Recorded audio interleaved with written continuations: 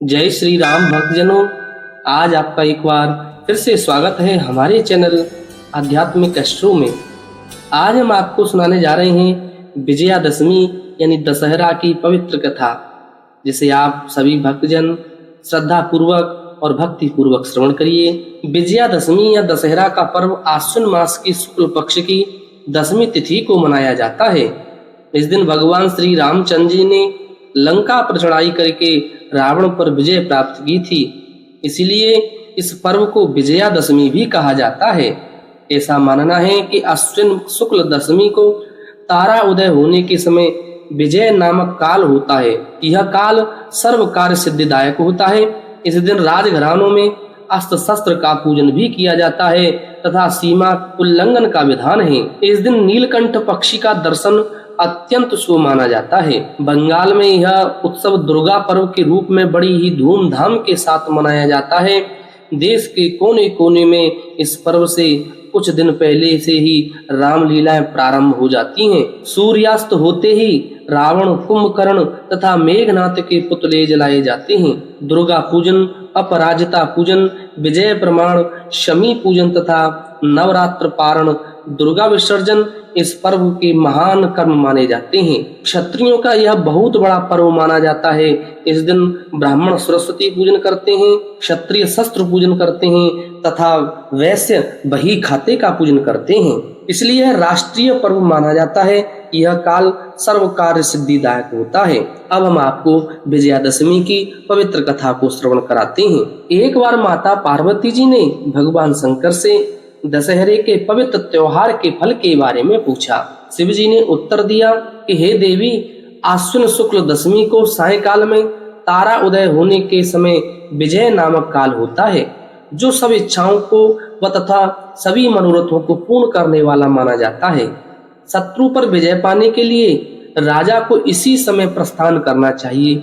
इस दिन यदि श्रवण नक्षत्र का योग हो तो और भी शुभ माना जाता है। भगवान श्री रामचंद्र जी ने इसी विजय काल में लंका पर चढ़ाई करके रावण को परास्त किया था। इसी काल में शमी वृक्ष ने अर्जुन का गांडीव नामक धनुष धारण किया था तथा श्री राम जी से प्रिय वाणी कही थी। पार्वती जी बोली, शमी वृक्ष ने अर्जुन का धनुष कब और किस कारण धारण किया था तथा श्री रामचंद्र जी से कब और कैसी प्रिय वाणी कही थी, सो कृपा पूर्वक भगवान यह सब आप मुझे विस्तार पूर्वक समझाइए। तब भगवान शंकर जी ने जवाब दिया कि हे देवी, दुर्योधन ने पांडवों को जुए में पराजित करके 12 वर्ष का वनवास तथा 13वें वर्ष में अज्ञातवास की शर्त रखी थी। 13वें वर्ष यदि उनका पता लग जाएगा तो उन्हें पुनः 12 वर्ष का वनवास भोगना पड़ेगा।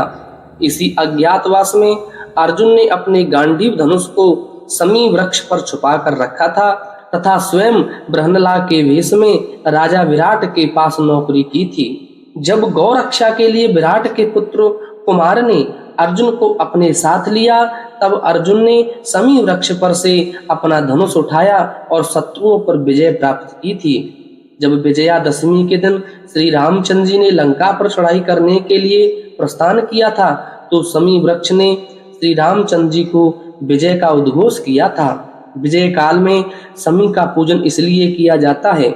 एक बार युधिष्ठिर जी के पूछने पर श्री कृष्ण जी ने उन्हें बताया था कि विजयादशमी के दिन राजा को स्वयं अलंकृत होकर अपने दासों और हाथी घोड़ों को सजाना चाहिए। उस दिन अपने पुरोहित को साथ लेकर के पूर्व दिशा में प्रस्थान करके दूसरे राजा की सीमा में प्रवेश करना चाहिए तथा वहां वास्तु पूजा करके अष्टदिक्पालों तथा पार्थ देवताओं की पूजा वैदिक मंत्रों से करनी चाहिए।